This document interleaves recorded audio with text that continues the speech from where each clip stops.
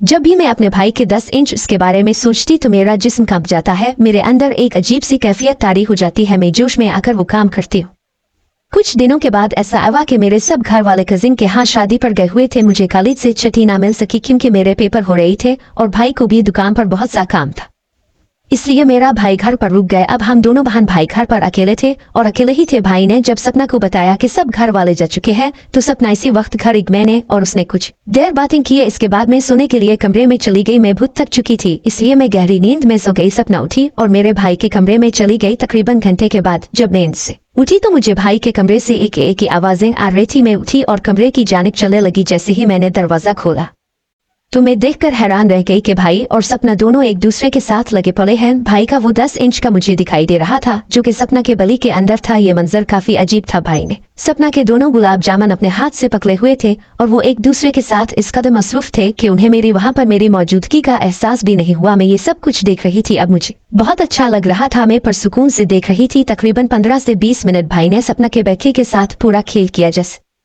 ही वो परसुकून हुए तो मैं अपने कमरे में भागकर चली गई। अब सपना मेरे पास आई। सपना की हालत नाकाबिले बयान थी। उसके बाल खिले हुए थे और उसके सारे मुंह पर लेप सटक फैली हुई थी जो मेरे भाई ने होनट को बच्चों की तरह चाटे थे। मैंने सपना से कहा कि ये क्या हुआ है, तुमने अपनी ये क्या हालत बना रखी है? तो वो कहने लगी, तुम अभी छोटी बच्ची हो, तुम्हें इसका कुछ पता नहीं। है कहना था कि सपना ने अपनी हालत दुरुस्त की और अपने घर चली गई। मैं पूरी रात इसी के बारे में सोचती और मेरी कफीत नाकाबिल बयान थी। जब भी मैं उसको अपने जहन के अंदर सोचती तो मुझे एक अजीब खुशी महसूस होती। इसमें कोई शक नहीं था कि अब मुझे भी वो सब कुछ चाहिए था जो सपना को मिल रही थी। ये सोचते सोचते मैं सो गई। सुबह जब जाग गई तो भाई के लिए नाश्ता बनाया और भाई दुकान पर चले गए और मैं अपनी पढ़ाई में मसरूफ हो गई। रात को मौसम खराब था और बारिश वही थी बहुत देर तक। तो आंधी चलती रही, फिर बारिश होना शुरू हो गई और बारिश इतनी जोरों से हुई कि मैं अपने कमरे में बैठ गया हुआ बहुत तेज चल रही थी, इसलिए मुझे बहुत डर लग रहा था। मैं भाई के कमरे में चली गई और कहा कि भाई, क्या मैं आज यहाँ सो सकती हूँ? ये कहना था कि मैं भाई के साथ एक बेड पर लेट गई। भाई ने कहा, मेरे सर में बहुत दर्द हो रहा है तो मेहरबानी करके थोड़ा सा सर दबा दो। भाई के पास लेट गई और भाई का वो 10 इंच नजर आ रहा था। अब मेरी कैफियत बेकाबू हो गई। मैंने खुद को समझाया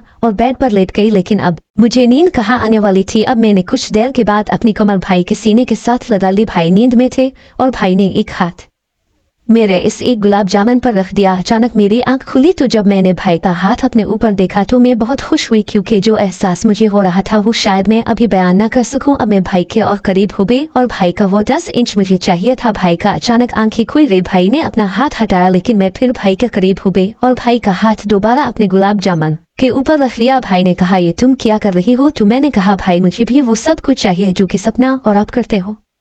भाई ने कहा, अरे पागल, ये तुम क्या बात कर रही हो? मैंने कहा, भाई मैं पागल नहीं हूँ, मैंने सब कुछ देखा। अब भाई परेशान हो गए। मैंने भाई का हाथ पकड़ा और कहा, मेरे साथ भी करो। भाई ने पागल कहा कर मना कर दिया तो मैंने कहा, मैं घर वालों को बता दूंगी। भाई ने कहा, तुम ऐसा कुछ नहीं करोगी। तो मैंने कहा, तुम्हें जो कह रही हूँ वो पूरा करो। अब भाई ने मेरी तरफ देखा और कहने लगा, तुम ऐसे नहीं मानोगी। मैंने कहा, भाई भी तो आपकी हूँ। फिर इस बारिश वाली रात में वो सब कुछ हो गया जो बरसों से मेरी ख्वाहिश थी। अब मैं और भाई दोनों पर सुकून हो गए और सो गए। ये रात मेरी लाइफ की यादगार रहेगी और क्योंकि वो मेरे मुंह बोले भाई था, वरना ये खेल में नहीं खेल सकती थी इस तरह।